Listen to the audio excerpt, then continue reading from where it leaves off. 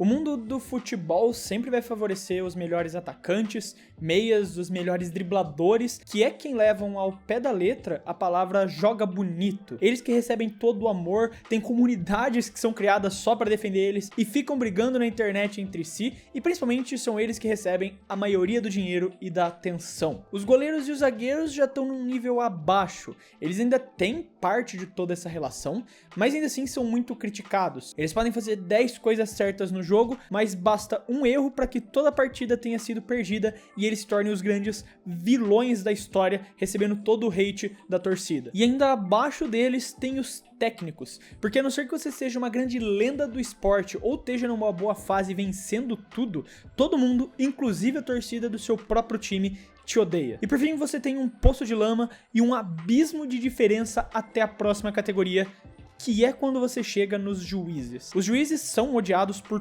todo mundo, não só por torcedores, mas também pelos jogadores, pelos técnicos e por qualquer pessoa envolvida no meio do futebol. Eles raramente recebem qualquer tipo de respeito.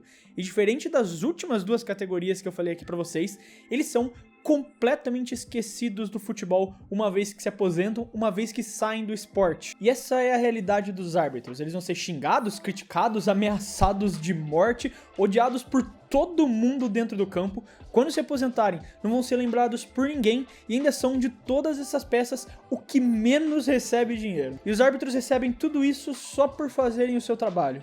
Quer dizer, todos menos um. Um cara que raramente errava e que tinha o respeito de todo mundo dentro de campo, seja jogador ou técnico. Um cara que priorizava o futebol acima de tudo e que mudou a forma de arbitrar e estudar o futebol para sempre.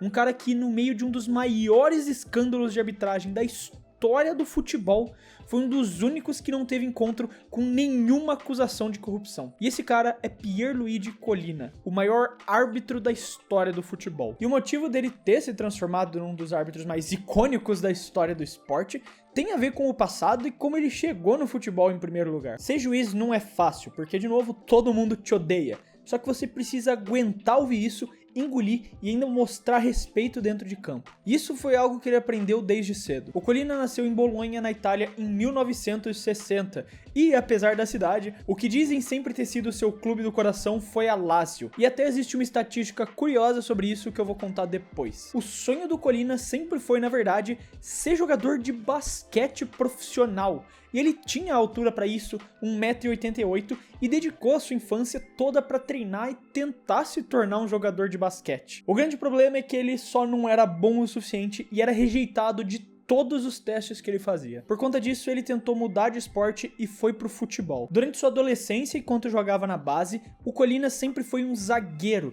e ele aprendeu com os técnicos dos clubes que ele fez a base, todos aqueles detalhezinhos, todas as táticas para você conseguir dar um bote e iniciar um combate acertando o jogador, mas principalmente acertando a bola para não ser falta. E essa foi uma formação que ele sempre considerou extremamente importante para aprender todos esses detalhezinhos e táticas que os zagueiros aprendem desde cedo sobre como entrar no jogador sem causar falta. E isso criou uma casca e um conhecimento enorme nele para saber exatamente o limite do que era a entrada da bola justa e uma falta no jogador adversário. Só que apesar de ter aprendido tudo isso, ele não conseguia aplicar porque também não era um grande jogador de futebol, sendo rejeitado de todas as bases que ele fez teste. Por conta disso, ele achou que não ia dar certo em nada no esporte e decidiu seguir com a vida. Ele ingressou e se formou inclusive num curso de economia na Universidade de Bolonha, e nesse tempo ele também foi obrigado a fazer serviço militar lá na Itália, que ele não queria e muito menos gostava, mas também destacou que foi muito importante para ele aprender a se impor na presença e na fala dele contra os jogadores em campo. E para piorar tudo, foi nessa época que ele começou a desenvolver alopecia, o que fez com que ele perdesse todo o cabelo e até as sobrancelhas, que apesar de no primeiro momento parecer ruim, também serviu para ajudar a construir esse personagem imponente e dava um destaque maior para os olhos dele, para esse olhar imponente que ele tinha que parecia penetrar sua alma. Enquanto tudo isso acontecia, alguns colegas dele, inclusive que fizeram base com ele em outros esportes, perceberam que ele era ainda assim um cara muito apaixonado por esportes e extremamente estudioso, e perguntaram pra ele por que ele não tentava fazer um curso de arbitragem. E ele percebeu que essa poderia ser uma oportunidade de ainda trabalhar com o que ele ama, que era esporte. Então ele ingressou no curso e conseguiu uma vaga para apitar as ligas regionais da Itália. E rapidamente ele foi se destacando nessas ligas regionais, porque diferente de todos os árbitros que estavam por lá, ele era extremamente inteligente e tinha uma dedicação absurda de estudar os dois times, inclusive aprendendo o nome de todos os jogadores e tentando estudar o máximo que ele pudesse sobre a vida pessoal de cada um, para que ele pudesse conseguir o respeito de todo mundo dentro de campo. Com o olhar que ele tinha, com a expressão facial por conta da doença, mas o treinamento militar, ele era uma presença imponente dentro de campo e todos os jogadores respeitavam ele quando apitava uma partida. Por conta disso, na época até, ele recebeu o apelido de Kojak, que é um detetive de uma série americana que tinha exatamente essas características. Era um detetive careca, mas que também era todo imponente e colocava respeito por onde quer que passava. Isso fez com que ele subisse rapidamente para apitar a Série C da Itália e só com 3 anos de serviço já estava apitando a Série A.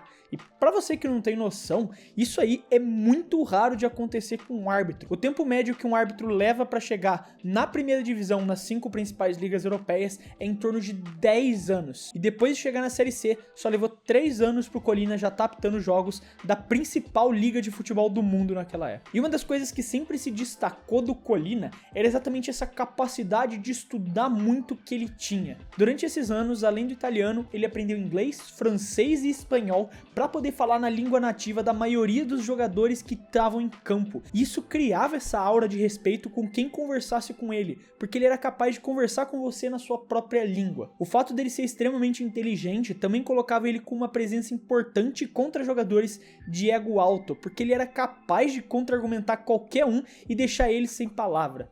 E se isso não bastasse, ele ainda tinha essa imponência de ser um cara durão, de ser um cara imponente para enfrentar qualquer jogador que tentasse apelar pra força física, pro medo pra cima dele. Então ele apelava de volta pro olhar que parecia penetrar a alma e o discurso rígido e bem construído que ele tinha para colocar o cara no lugar. Não tinha o ego de um jogador que tancasse o Colina. Sem falar que na questão de tomada de decisão ele raramente cometia erros. É claro que ninguém é perfeito e vez ou outra ele acabou errando em algumas tomadas de decisão, mas na grande maioria das vezes ele sempre acertava as suas decisões. Isso porque ele era um cara que estudava para todos os jogos que iria apitar. Sempre dizendo que o mínimo que um árbitro deveria fazer antes de cada jogo era saber tudo sobre os clubes que ele vai apitar, desde o nome de todos os jogadores, titulares e do banco, as formações táticas que eles costumam usar, onde cada jogador costuma jogar e como esses jogadores gostam de tentar cavar faltas. Isso porque a gente tá falando de uma época que o acesso à internet era difícil e principalmente o acesso aos dados de futebol. Inclusive, antes de apitar a final da Copa do Mundo de 2002,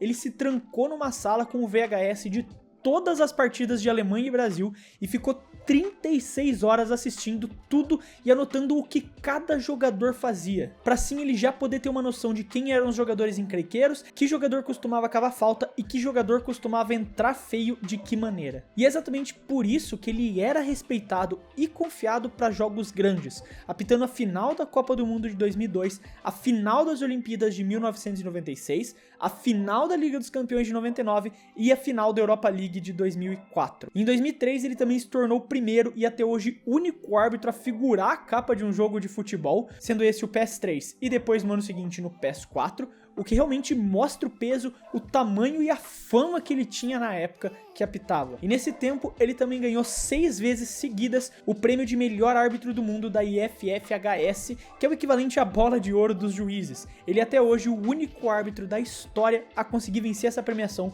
6 vezes e fazendo ela de forma consecutiva. E em 2006 ele também foi realmente posto à prova quando a Itália viveu seu momento de maior dificuldade em relação à arbitragem, o Calciopoli. Para você que não sabe, o Calciopoli foi o maior escândalo de arbitragem da história do futebol. Basicamente foi descoberto pela polícia italiana um enorme esquema de corrupção liderado principalmente pela Juventus de compra de árbitros para manipular os jogos e favorecer o time italiano. Depois de todas as investigações, vários clubes foram punidos e vários juízes foram demitidos, com a Juventus inclusive sendo rebaixada de forma automática para a Série B. E durante toda essa investigação, só 2 jogos do Colina caíram no colo dos policiais para análise, um Fiorentina 3, Juventus 3 e um Siena 2, e Milan 1. Só que a polícia italiana nunca conseguiu encontrar nenhuma única ligação entre o Collina e esse escândalo de qualquer maneira, o que tornou ele um dos raros árbitros italianos que você realmente podia contar nos dedos de uma mão que não estavam ligados no Calciopoli. Isso é para vocês terem noção de como nada abalava o espírito do esporte acima de tudo que ele tinha. E uma outra prova disso, vocês lembram do que eu falei em relação a ele supostamente ter sido um torcedor da Lazio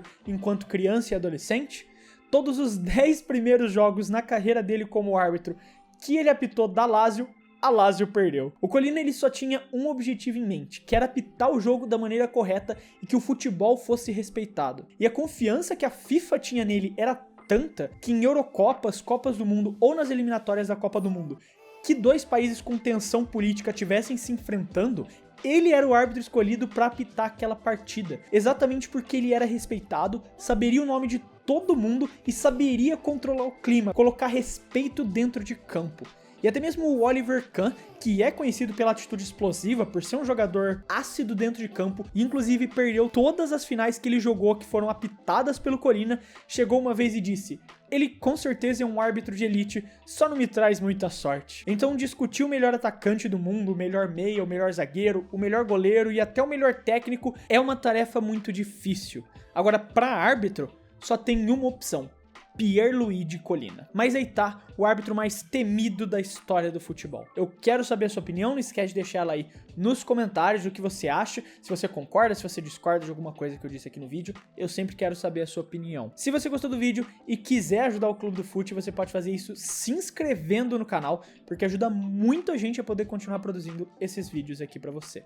Eu quero deixar um abraço pra você que ficou até aqui e até o próximo vídeo.